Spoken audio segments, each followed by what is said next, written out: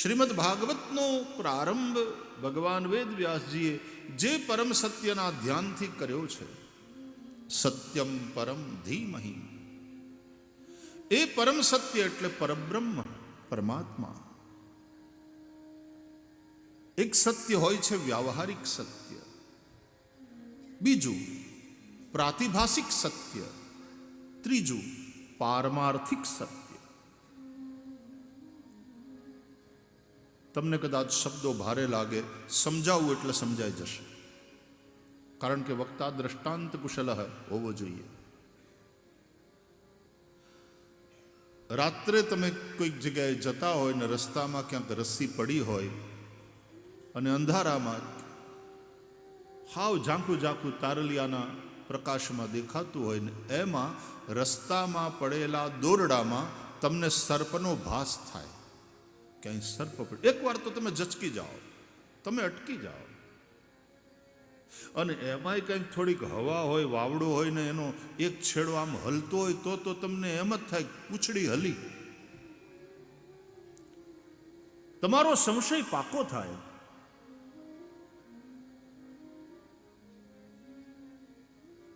સર્પ સાચો નથી, હાવ ખોટો દેખાય છે તમને. સર્પ છે જ નહીં, દોરડું પડ્યું છે. પણ તમને એ દોરડામાં સર્પનો ભાસ થયો, ભ્રાંતિ થઈ, અને એને કારણે તમે જે ઝચકી ગયા, તમારા હૃદયની ધડકન વધી ગઈ. બાપરે સાપ એમ ક્યારેક તમારા મોઢામાંથી ચીસ નીકળી જાય. આ બધી હાવ સાચી વાત છે. બોલો, સર્પ ખોટો છે, ભાસ માત્ર છે, પણ એનાથી તમને ભય થયો એ સાચો. પ્રાતિભાષિક સત્ય પણ તમને પ્રભાવિત કરે છે, એની પણ તમને અસર થાય છે. તમારી ચીસ સાંભળીને કોઈ દોડી આવે, શું થયું? તમે એમ કહો સાપ છે. ક્યાં? આ રહ્યો. એના હાથમાં ટોર્ચ હોય અને આમ પ્રકાશ ફેંકે એટલે તમને દેખાય, અને એ તમને દેખાડે ક્યાં સાપ છે, પણ ખોટા ખોટા હાવ બીવો ચીહું નાખો. દોરડું છે, અને એ પ્રકાશમાં આપણે જોઈએ, આપણને પણ સત્યનું જ્ઞાન થાય કે સાચી વાત, સાપ નથી, દોરડું છે.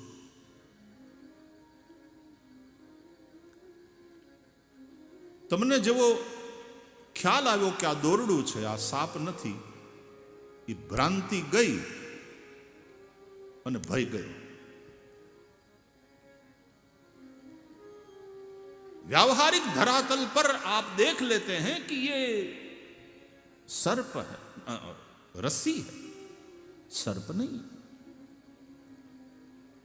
દોરડું છે, આ સાપ નથી.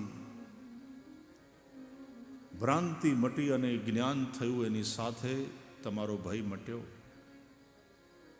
બસ આ જ રીતે તમે જે જગતમાં, જે સંસારમાં, તમે જે વ્યવહારમાં છો, કે આ પત્ની છે ને આ પતિ છે ને આ બાપા છે ને આ મારી મિલકત,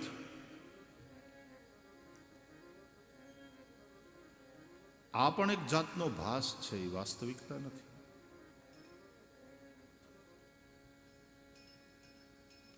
मजे की बात यह है कि महापुरुषों ने कहा है कि संसार को स्वप्नवत जानो, लेकिन स्वप्न काल में स्वप्न नहीं लगता, सत्य लगता है. તમે જ્યારે સપનું જોતા હોય ત્યારે એ સપનું છે એવું તમને જ્ઞાન નથી હોતું. તમે સપનાને સત્ય માનો. આપણી જેસલ તોરલની વાણી, અને એમાં તોરલ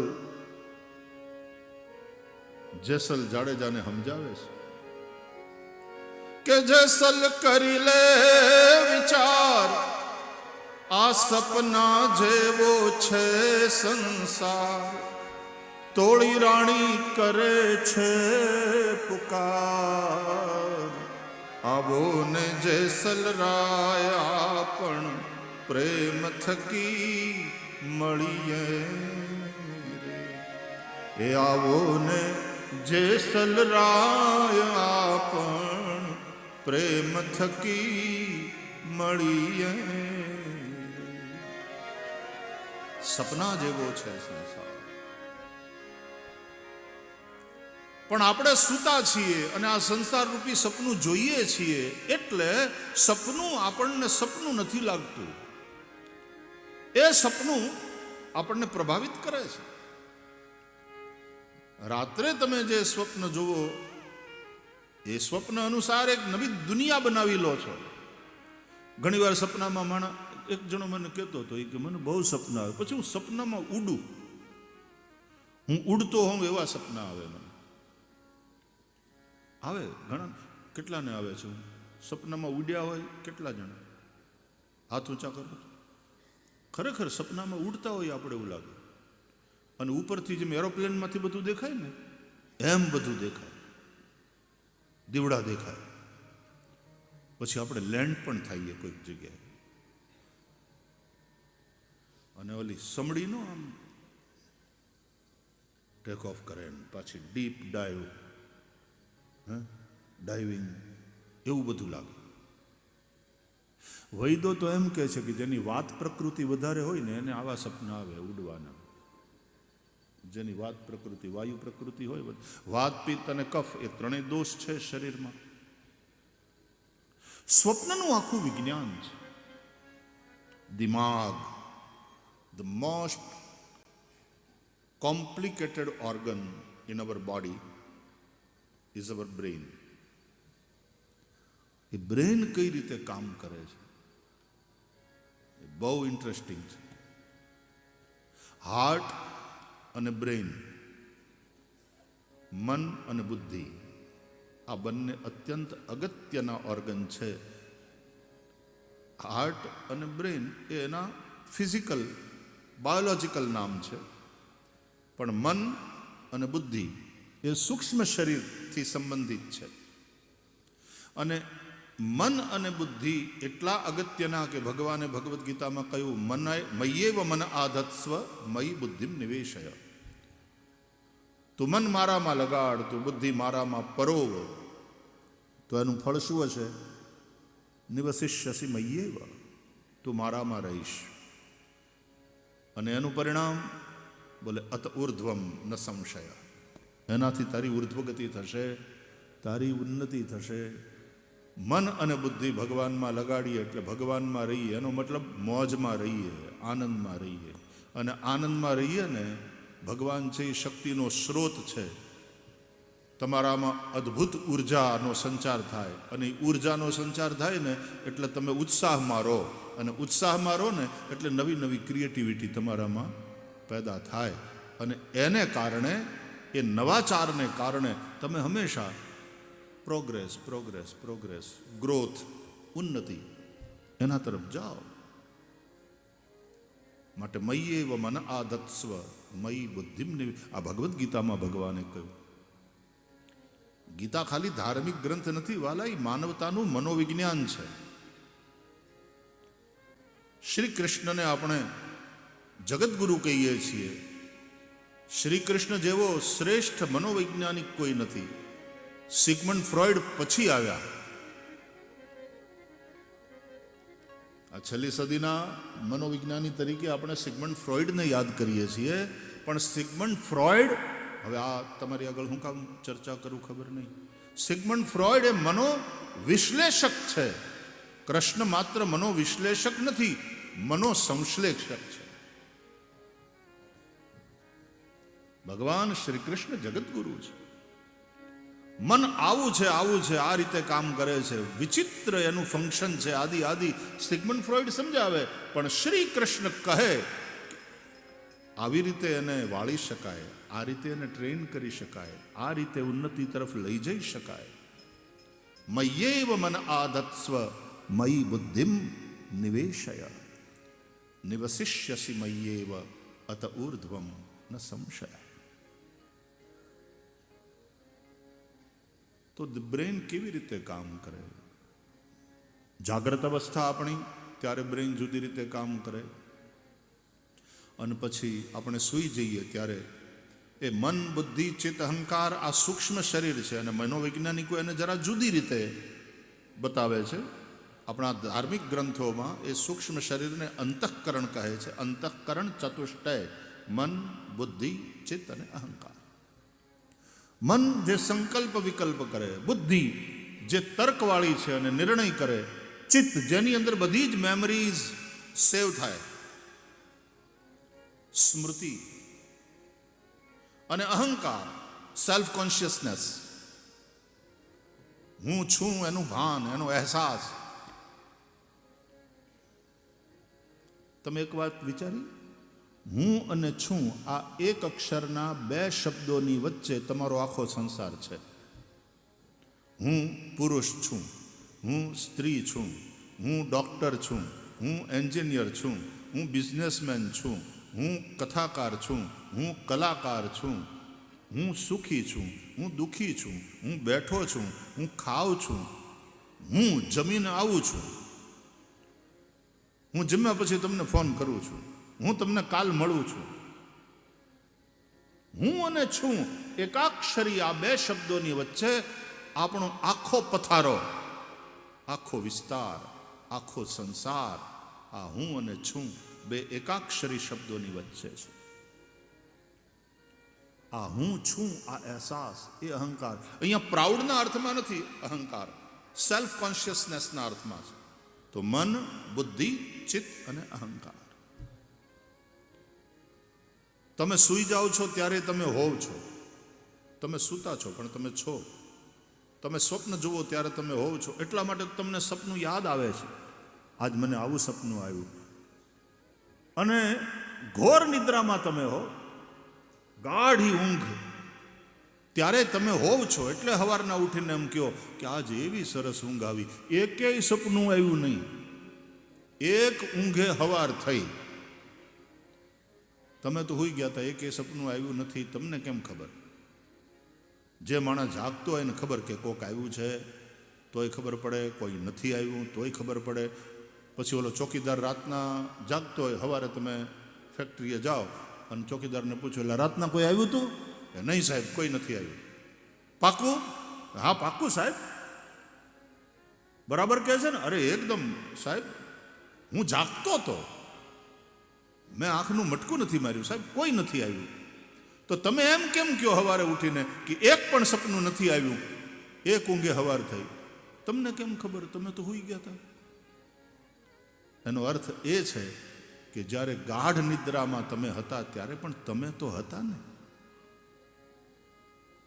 એ હું છું આ વાત તો છે જ.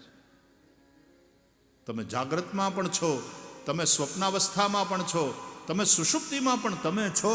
અને જાગ્રત, સ્વપ્ન અને સુષુપ્તિ એ ત્રણેયના જે સાક્ષી, એ ત્રણેયનો જે સાક્ષી એ હું છું. યત સ્વપ્ન જાગર સુષુપ્તમ અવૈતિ નિત્યમ તદ બ્રહ્મ નિષ્કલમહમ ન ચ ભૂત સંગઃ. આ બધા જે મહાપુરુષો હોય ને, વેદાંતિઓ બેઠા હોય ત્યારે આવી બધી વાતો કરે. શ્લોક છે, સવારના પોરમાં વેદાંતિઓ જ્યારે ઉઠે ને ત્યારે પરબ્રહ્મ પરમાત્માનું સ્મરણ કરે. પ્રાતસ્મરામિ હૃદિ સંસ્ફુરદાત્મ તત્વમ સચ્ચિત સુખમ પરમહંસ ગતિમ તુરીયમ યત સ્વપ્ન જાગર સુષુપ્તમ વૈતિ નિત્યમ તદ બ્રહ્મ નિષ્કલમહમ ન ચ ભૂત સંગઃ. એ નિષ્કલ પરબ્રહ્મ પરમાત્મા એ હું છું. તદ બ્રહ્મ નિષ્કલમહમ ન ચ ભૂત સંગઃ. આ ભૂત સંઘ, પાંચે મળીને, પાંચ જણાએ ભેગા મળીને સંઘ બનાવ્યો. એ પાંચ જણા કોણ? આકાશ, વાયુ, તેજ, જળ, પૃથ્વી. એ પાંચેય મહાભૂતોએ ભેગા મળીને જે સંઘ બનાવ્યો એ ભૂત સંઘ એટલે આ શરીર. છિત જલ પાવક ગગન સમીરા પંચ રચિત યહ અધમ શરીરા ન ચ ભૂત સંઘ. હું આ શરીર નથી અને આ શરીર મારું પણ નથી. હા, જો તમને થોડીક રુચિ હોય તો આ વાતો એટલી બધી ઇન્ટરેસ્ટિંગ છે. મારું શરીર હમણાં જરાક ઠીક નથી રહેતું, તબિયત બરાબર નથી, એમ કે માણસ એ મારું શરીર એમ બોલ્યા એનો મતલબ એ નીકળ્યો કે તમે શરીર નથી. લ્યો, મારું મકાન એમ બોલો છો, શું મતલબ નીકળ્યો? તમે મકાન નથી, તમે એ મકાનના માલિક છો. મારો ફોન, મારી ઘડિયાળ, મારા ચશ્મા, આ બધું બોલો ત્યારે તમે ચશ્મા નથી, તમે ઘડિયાળ નથી, તમે ફોન નથી, તમે એના ઓનર છો. એ મારું શરીર એમ બોલ્યા એટલે અર્થ શું નીકળ્યો? તમે શરીર નથી. ન ચ ભૂત સંગ. પણ ફોનના તમે ઓનર છો, તમે માલિક છો, ઘરના તમે માલિક છો. તમને એમ લાગતું એક શરીરના તમે માલિક છો તો એ ખોટું. શરીરના તમે માલિક નથી. આપણે તો ભાડે રહીએ છીએ. આમાં માલિક કોણ? તો કે જે 5 જણાએ ભેગા મળી સંઘ બનાવ્યો. ટ્રસ્ટની મિલકતી તો ટ્રસ્ટની કહેવાય ને બાપા, આપણા બાપાને થોડી છે, એ તો ટ્રસ્ટની છે. એમાં ભૂત સંઘ, આ 5 મહાભૂતે ભેગા મળીને આ ખોરડું બનાવ્યું, આ ધર્મ, એમાં આપણને ભાડે રહેવા મળ્યું. એટલા માટે આપણા ભજનીકોએ આ વાતને સીધા સાદા શબ્દોમાં ગાઈને સંભળાવી. એ તારે રહેવું ભાડાના મકાનમાં હો, જીવ શાને ફરે છે ગુમાનમાં. કે તારે રહેવું ભાડાના મકાનમાં, એ તારે રહેવું ભાડાના મકાનમાં. એ કીધું રંગ ને રોગાન, એ માને મારું મકાન કીધું રંગ ને રોગાન. એ માને મારું મકાન કીધું રંગ ને. પફ પાવડર, કોસ્મેટિક્સ અને મેકઅપના કેટલા ખર્ચા? નાથાલાલને પૂછો. ઓ, મેં કીધું દીકરા બદલાઈ ગયા તમે તો હાવ. કે સ્ટ્રેટ કરાવ્યા. બહુ સારું. કેટલો ખર્ચો થયો? 500,000. 500,000? કયા જમાનામાં તમે જીવો છો? અમારી દીકરીઓ કે 7,000 રૂપિયા આપ્યા ખાલી. વોટ? ત્યાં ઓલા બાપા બાજુ બેઠા હતા ને કે અમે તો મફતમાં સીધા કરી દઈએ બધાને. તમારે વાળ સીધા કરાવવાના 7,000 રૂપિયા આપ્યા, આપવા પડ્યા. અમે તો આંખું દેખાડીએ ને સીધા થઈ જાય માણસ. પફ પાવડર, કોસ્મેટિક્સ, કેટલા પૈસા લાગે, કેટલો સમય લાગે, હે ને? એ માને મારું મકાન કીધું રંગ ને રોગાન. જાણે કાયમ લીધું છે વેચાણમાં, જાણે કાયમ લીધું છે વેચાણમાં. એ તારે રહેવું ભાડાના મકાનમાં. હે જીવ શાને ફરે, શાને ફરે. મારું છે આ શરીર, એ તે ભ્રાંતિ છે. કારણ કે એક સમયે શરીર છૂટી જવાનું અને શરીરથી વૈરાગ્ય થાય. જો શરીર અને પૈસા બેમાંથી એક છોડવાનું આવે તો તમે શું છોડો? ઓબ્વિયસલી પૈસા. દેહ પ્રાણ તે પ્રિય કછું નાહી, રામચરિતમાનસમાં કહ્યું. દેહ પ્રાણ તે પ્રિય કછું નાહી. દશરથજી કહે છે વિશ્વામિત્રજીને કે દેહ અને પ્રાણથી વાલું બીજું કાંઈ નથી, પણ હે વિશ્વામિત્રજી, તમારે માગો તમે તો એ આપી દઉં, પણ રામ દેત નહીં બનઈ ગુસાઈ, રામ નહીં આપું. શરીર સારું છે, સ્વસ્થ છે, સુંદર છે, ત્યાં સુધી શરીરમાં આસક્તિ રહે છે. પછી એ શરીર વૃદ્ધ થાય, રોગગ્રસ્ત થાય, પથારીમાં પડ્યા હોઈએ, કોઈના ટેકા વિના પડખું ફરી ન શકતા હોઈએ, મળમૂત્રનો ત્યાગે પથારીમાં થતો હોય, અહીંયા વાયર ભરાવ્યા હોય, અહીંયા ભરાવ્યા હોય, નાકમાં નળીઓ ભરાવી હોય, લિક્વિડ ફોર્મમાં ત્યાંથી ફૂડ અપાતું હોય, એવી સ્થિતિ જ્યારે હોય ત્યારે શરીરમાં પણ આસક્તિ રહેતી નથી. ત્યારે શરીર વાલું લાગતું નથી. એ કષ્ટ સહન થતું નથી. એટલે ડૉક્ટરને કહે કે ડૉક્ટર સાહેબ હવે તો એક ઇન્જેક્શન એવું આપો કે આ શરીર છૂટી જાય, આ પીડા સહન થતી નથી. શરીરને છોડી દેવાની વાત ક્યારે આવે?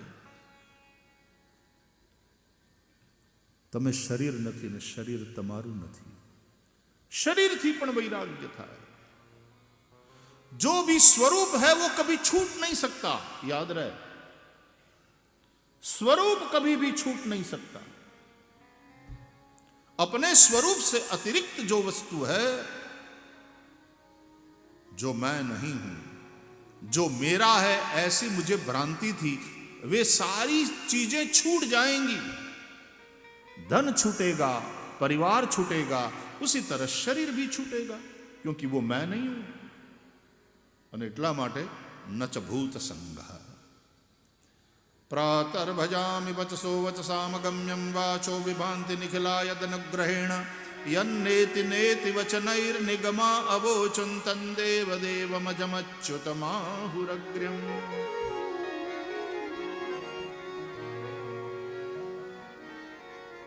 તમે તો એ ત્રણેય અવસ્થા જાગ્રત, સ્વપ્ન, સુષુપ્તિ એના સાક્ષી છો. તમે ત્રણેય અવસ્થામાં છો, હું છું. અને એટલા માટે શરીર છૂટી જાય ને, આપણી વ્યવહારની ભાષામાં માણસ મરી જાય ને પછી ઈ રહે છે. તમે હુઈ ગયા હોય ત્યારે તમે છો, એમ શરીર છૂટી જાય પછી પણ તમે છો. શરીર છૂટી ગયા પછી એટલા માટે આપણે એમ કહીએ ને કે એના સ્થૂળ શરીર છૂટ્યું, સૂક્ષ્મ અને કારણ શરીર તો સાથે લઈને જાય છે. એ પ્રેત યોનિમાં હોય છે. એટલા માટે આપણે શ્રાદ્ધ ઇત્યાદિ કરવું પડે. આમાંથી છૂટ્યા, હવે ઓલામાંથી છૂટે તો પછી આગળની યાત્રા કરે, માટે શ્રાદ્ધ ઇત્યાદિની વિધિ છે. There is life after death. મૃત્યુ એ અંત નથી, એ માત્ર સ્થૂળ શરીરનું છૂટી જવું છે. તમે લુગડા કાઢી નાખો, નાવા જાઓ ને એટલે તમે ગુજરી ગયા, તમે ન રહ્યા. એમ આત્માનું પણ આ શરીર એ લુગડું છે, એ ઉતારી દે છે. ભગવાને ગીતામાં સમજાવ્યું, વાસાંસી જીર્ણાની યથા વિહાય નવાની ગૃહણાતિ નરોપરાણી તથા શરીરાણી વિહાય જીર્ણાન્યન્યાની સંયાતિ નવાની દેહી. સ્થૂળ શરીર છૂટી જાય છે એને આપણે મૃત્યુ કહીએ છીએ.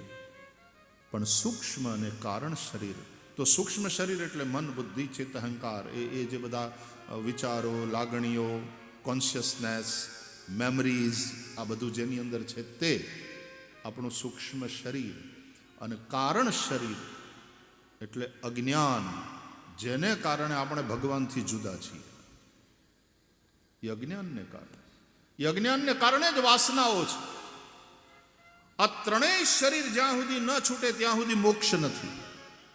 માટે ભાગવત જ્ઞાન યજ્ઞ, સદગુરુ જ્ઞાન કરાવે. એ જ્ઞાન અગ્નિ જેવો છે. એ જ્ઞાનરૂપી અગ્નિમાં જ્યારે આ ત્રણેય શરીરને બાળી નાખે. આ સંન્યાસીઓ ભગવા કપડા કેમ પહેરે છે? આ મહાત્માઓ, એ રંગ અગ્નિનો છે.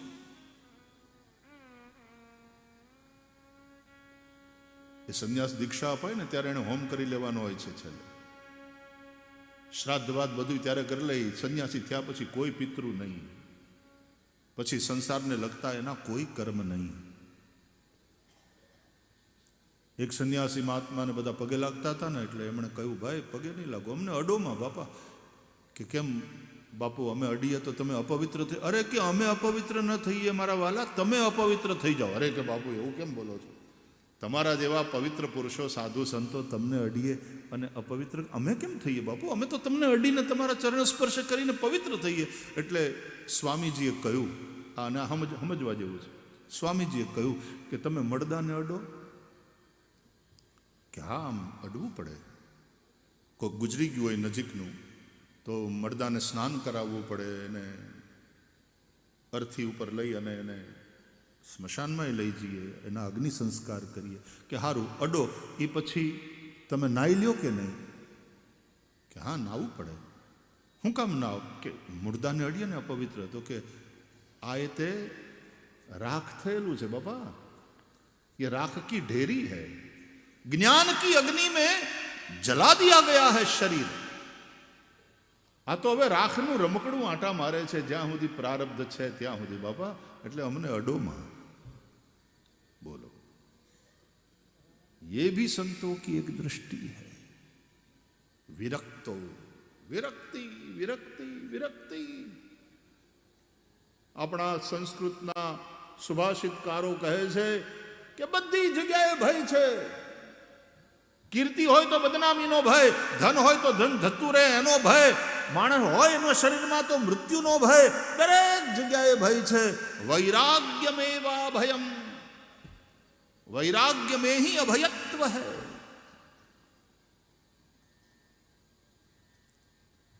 ભાગવતનો વક્તા એમાં સૌથી પહેલી વહેલી ક્વોલિટી જે અપેક્ષિત છે એ છે વિરક્ત. એ વિરક્ત હોવો જોઈએ. આસક્તિ કોઈ પણ પ્રકારની હોય અને આ ગાદી ઉપર બેહવાની હિંમત,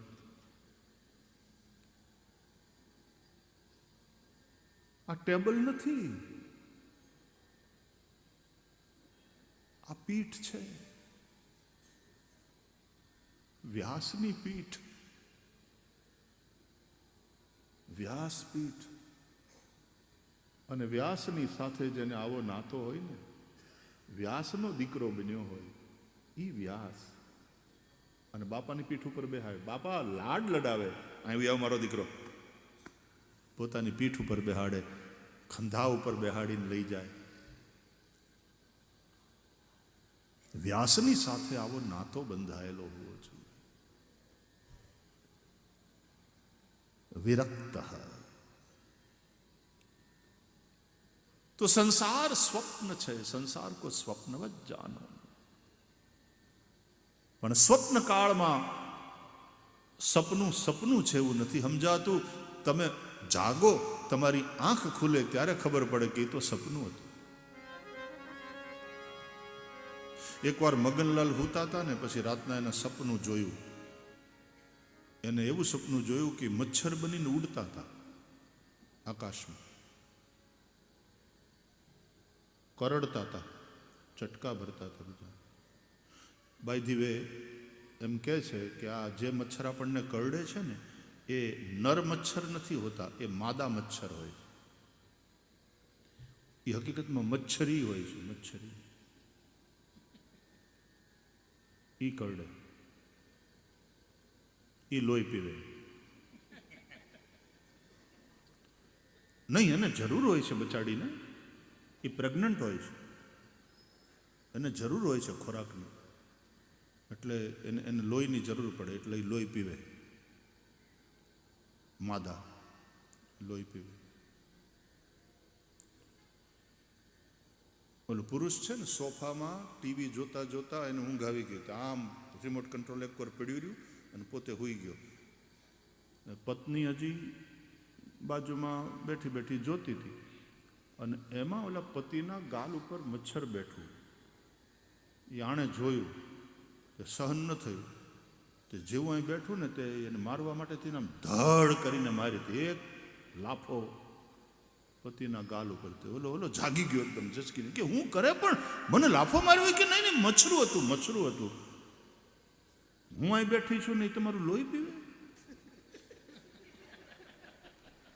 હું અહીં બેઠી છું ને એ તમારું લોહી પીવે? હું નથી પીવા વાળી.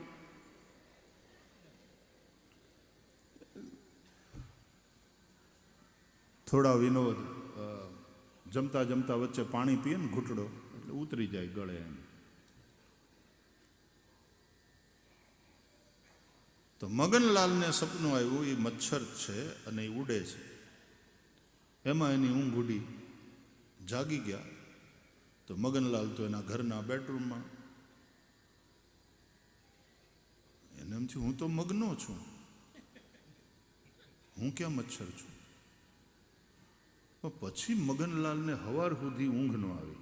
વિચારે ચડી ગયા મગનલાલ કે હું સપનું જોતો હતો અને હું મચ્છર છું એવું સપનું મને આવેલું. ઈ હાચું કે અત્યારે હું જે જોઉં છું ઈ હાચું? એમ પણ બને કે મચ્છરું સપનું જોતું હોય કે હું મગનલાલ છું,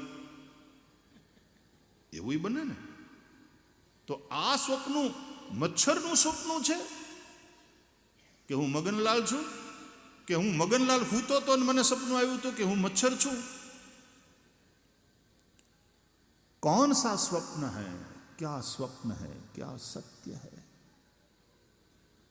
जैसल करी ले विचार सपना जेवो छे संसार.